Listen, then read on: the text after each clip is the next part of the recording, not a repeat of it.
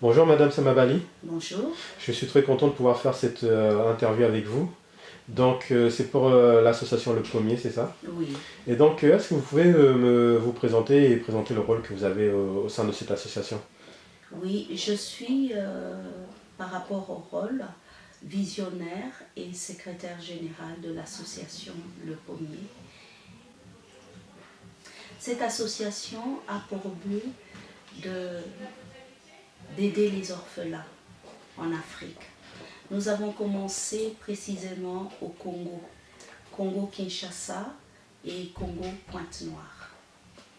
Donc nous sommes en train de voir sur le terrain les besoins des plus démunis, donc qui sont souvent les plus fragiles, c'est les enfants.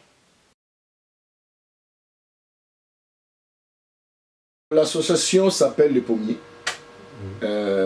C'est une association qui a été faite dans le but d'aider et de soutenir ceux-là qui sont dans le besoin.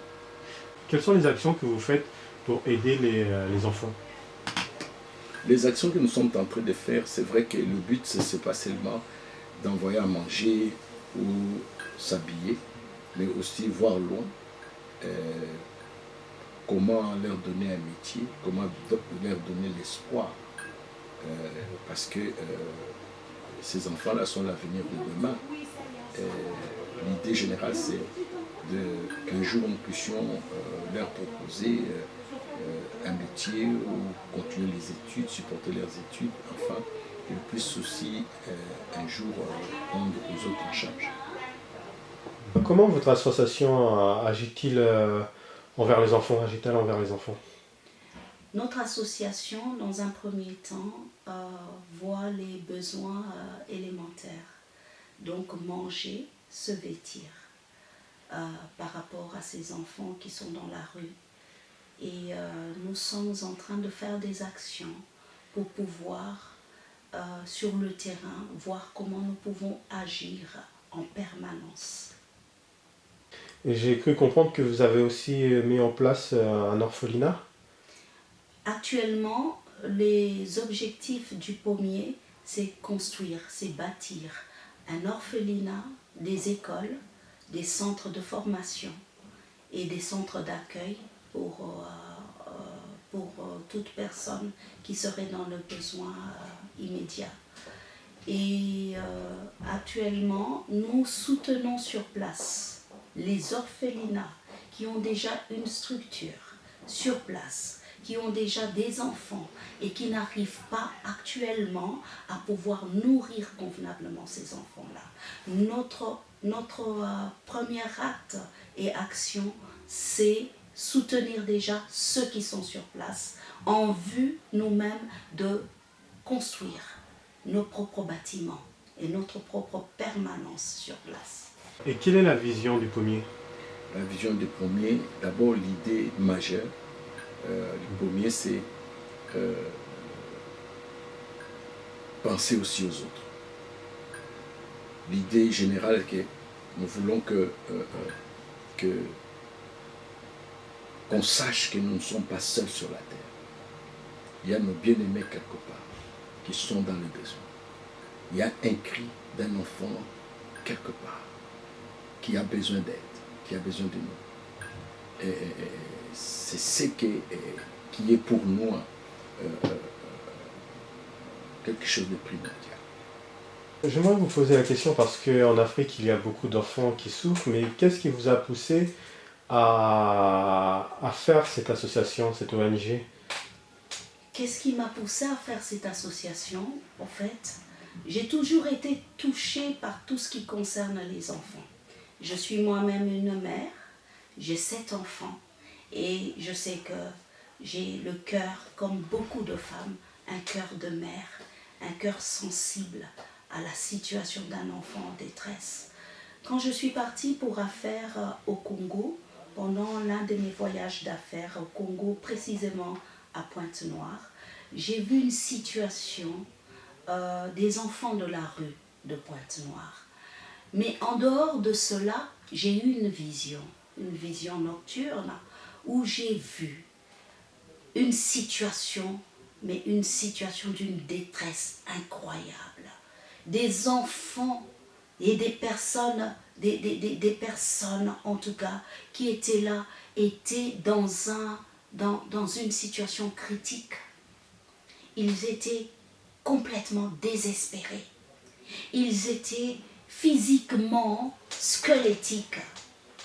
Et ce qui me touchait, c'est que je voyais des images de ces enfants-là comme les images qu'on a vues autrefois jadis en Éthiopie, où les enfants étaient maigres, ils étaient squelettiques, ils étaient vraiment affamés.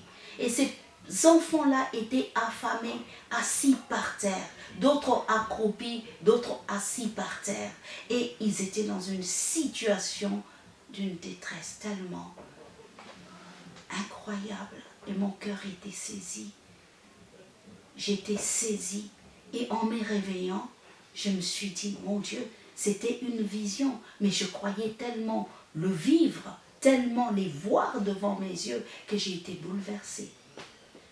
Et c'est suite à cela que je ne pouvais plus rester la même, avec mes propres préoccupations, me centralisant sur mes besoins.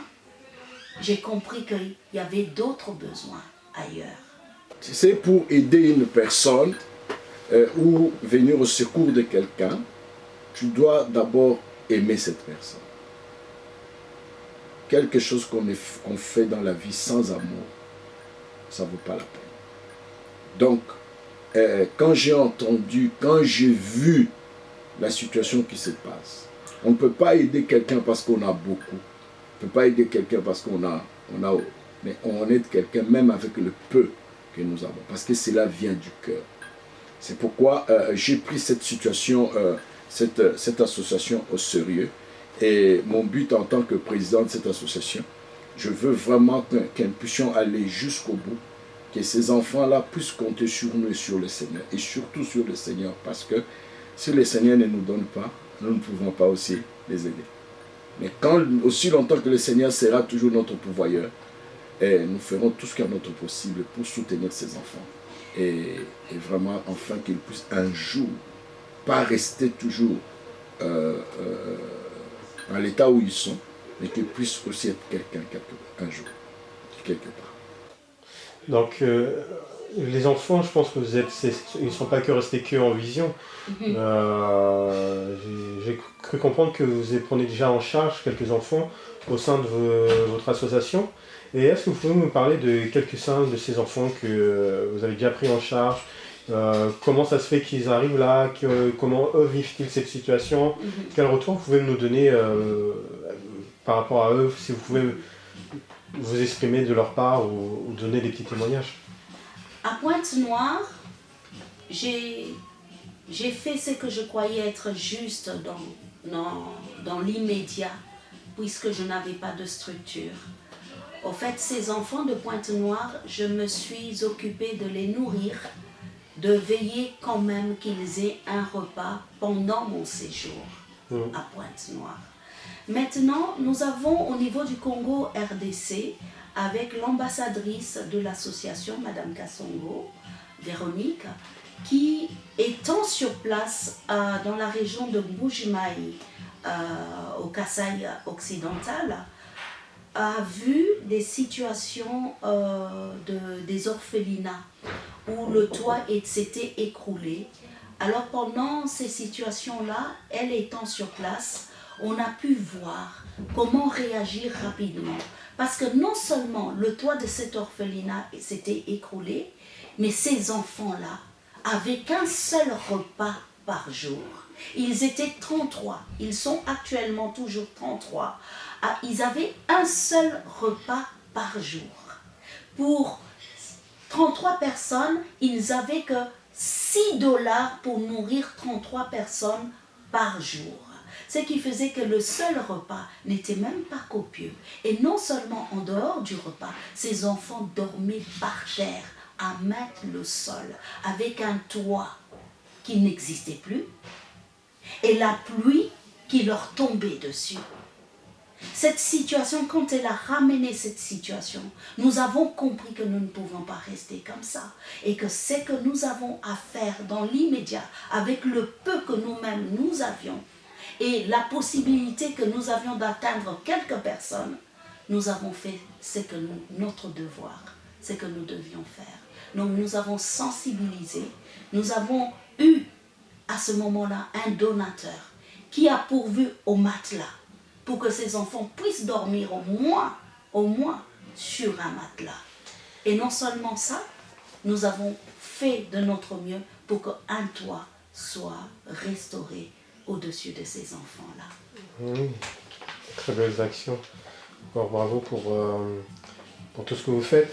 Et comment les personnes qui peuvent agir au sein de votre association, comment on peut vous contacter et comment on peut participer à cette association? Vous pouvez nous trouver sur www.ong.com.